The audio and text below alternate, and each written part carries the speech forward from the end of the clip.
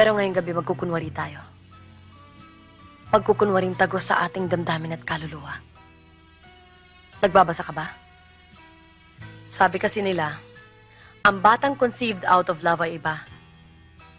So para sa kabutihan ng iyong anak, ngayong gabi tayo nagmamahalan. Kaya lang nga, hindi naman tayo mga artistang magaling magkambyo ng damdamin. Could you think of a better way to set the mood than just a candlelight dinner?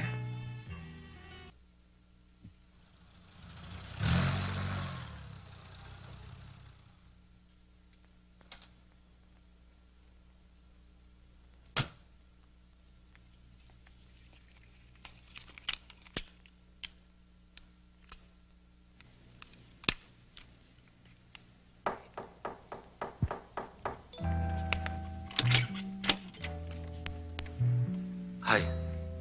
Am I too early? Tamang-tama lang. Come in.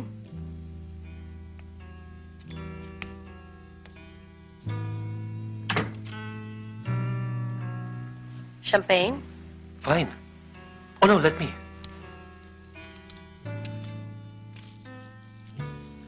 Natanggap mo ba kay Verna ang paunang bayad? Oo. Katulad din ng natanggap mong kontratang pirmado ko. Sa amin ni Verna walang onsehan.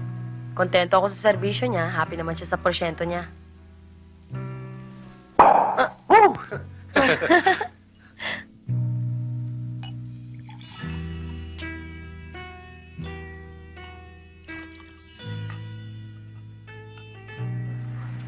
There you go.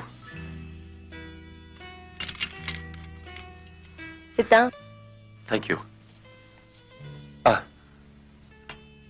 Here's the second payment. Oh, Okay? thanks. Hindi mo bibilangin? Bakit magbibigay ka ba ng kulang? Cheers. Cheers.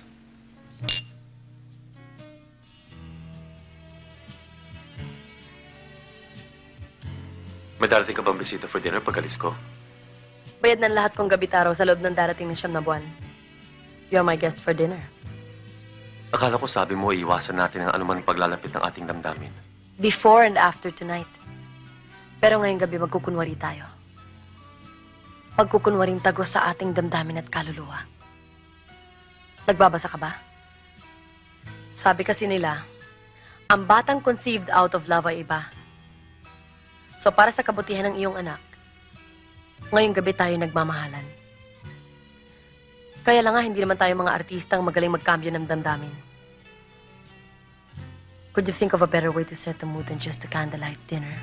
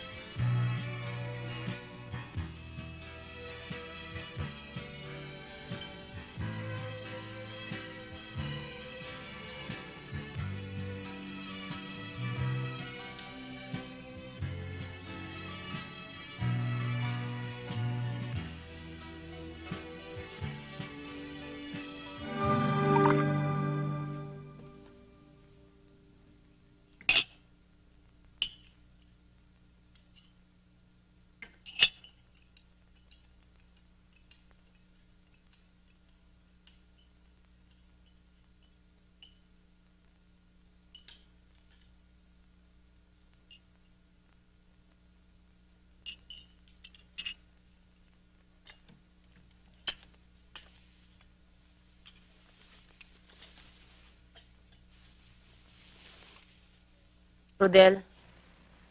Rodel? Gising na. Importante sa akin ang makapagpahinga.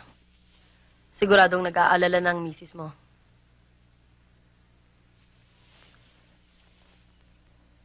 Bakit kailangan maghintay tayo ng 1 buwan para malaman natin kung nabuo o hindi? Pwede siguro patuloy kitang dalawin hanggang sa malaman natin ang resulta. Pinakamadaling paraan para mahulog ang loob natin sa isa't isa. Remember, narito ka hindi para ihanap ng kapalitang iyong asawa. Gusto mo lang kompletuhin ang kulang sa inyong pagsasama. Para kasing sayang ang oras. It usually takes 2, 3, several encounters before fertilization takes place. The rules are clearly stipulated in the contract. Rule number 1. Pagkatapos kong manganak, iuuwi mo na agad ang bata matapos mong bayaran ng balanse. Rule number 2. Tapos na rin ang ating ugnayan, hindi na tayo dapat magkita. Mabuti pa kaya basahin mo uli ang kontrata pag uwi mo. I hope good news pagtawag sa'yo ni Verna after 1 month. Thanks for the dinner. And a wonderful evening. Magpasalamat ka kapag hawak mo ng iyong anak. Okay? Good morning.